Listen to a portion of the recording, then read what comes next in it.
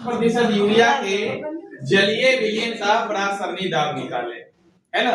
इसको देखिए क्या करते हैं। सबसे पहले हमारे पास इंफॉर्मेशन क्या क्या दिया है वो ले लेते हैं। इंफॉर्मेशन दिया हुआ है कि तापमान हमारे पास कितना दिया गया है 0 डिग्री सी। हमने क्या किया उसको 273 केल्विन ले लिया, केल्विन में चेंज कर लिए।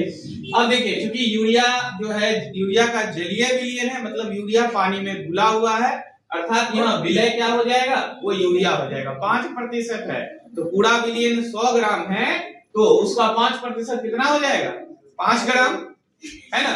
5 ग्राम हो जाएगा तो विलय का द्रव्यमान हो गया 5 ग्राम। उसके बाद अगर हम विलयन का आयतन निकालते हैं तो उसको हमने क्या किया यहाँ पर लीटर में चेंज कर लिया है, तो उसको हम 1000 से डिवाइड कर दिए तो क्या आ जाएगा 1/10 लीटर।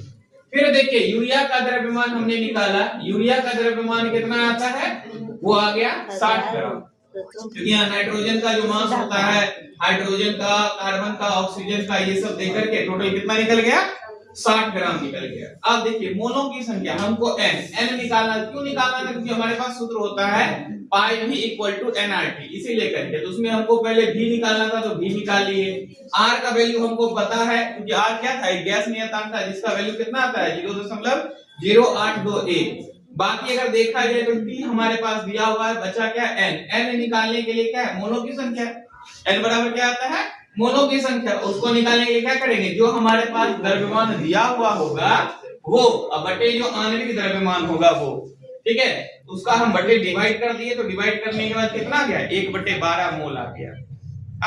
अब देखो हमारे पास क्या है t मिल गया, v मिल गया, उसके बाद n भी मिल गया और r भी मिल गया। तो हम सूत्र पर अप्लाई कर देंगे पाई v इक्वल टू nRT लगा देंगे। हमको पाई के प्रासरणी दाब निकालना था इसीलिए, तो पाई बराबर क्या आ जाएगा यहाँ n के जगह n का वैल्यू n के जगह कितना आ गया 1/12 तो 1/12।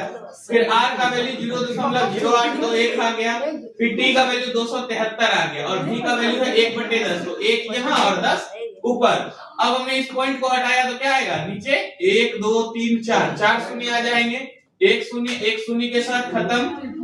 उसके बाद देखिए हमने क्या किया कि इसको सीधे सीधे हमने लिख दिया है, तो 821 और गुना 273 दोनों को गुना करने के बाद आ गया 22 41 33 बटे नीचे में जो है वो हमने लिख दिया, ठीक। उसके बाद इसको गुना करने के बाद जो है और अंततः डिवाइड करने के बाद जो आएगा वही आपका आंसर हो जाएगा।